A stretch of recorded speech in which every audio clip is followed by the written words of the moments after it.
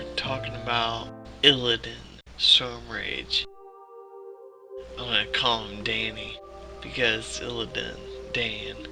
So, Danny is the twin brother of Malfurion, who is the Night Elf druid person, archdruid guy. So, Malfurion was like, hey, I feel a connection to the nature, so I'm gonna be a druid. And Danny was like, I don't really feel that, so I'm just gonna do magic and become powerful and shit. So they kinda went separate ways there. Then the chick, Tyrande, which is like the leader of the Night Elves, I guess. Both Malfurion and Danny had the hots for this chick, but she only liked Malfurion. Well, Danny was kind of upset about this. But anyway, then this big ass war happened. The Burning Legion was invading Azeroth, and they had a portal through the Well of Eternity, which is basically the Night Elves' source of power. And Malfurion decides, hey, to end this war, we should destroy that portal, which would destroy the well. But the well was the Night Elves' source of immortality. So basically, the Night Elves gave up their immortality to save the world. You're welcome. But Illidan was like, hey, bro, I don't like this idea. I kind of like being immortal. But Illidan kind of went along with it. So they destroyed the well, and yada yada. But before they destroyed it, Illidan kept sources of the well in vials of water.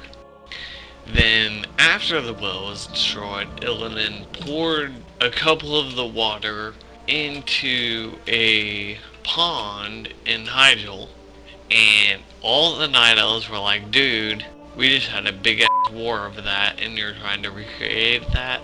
So they're like, bro, not cool, and he was thrown in prison. So they imprisoned him. So basically, Illidan was in prison for 10,000 years after that. So, like I said, a lot happened, but concerning Illidan, not a lot happened. So 10,000 years later, the Burning Legion comes back to Azeroth, and Malfurion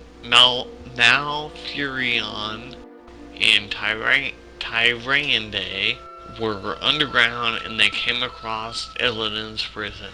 And they were kind of freaked out because it was Illidan. But Tyrande was like, dude, he can totally help us with the Burning Legion. He's super strong against demons. Malfurion's like, no, let's not, that's a bad idea.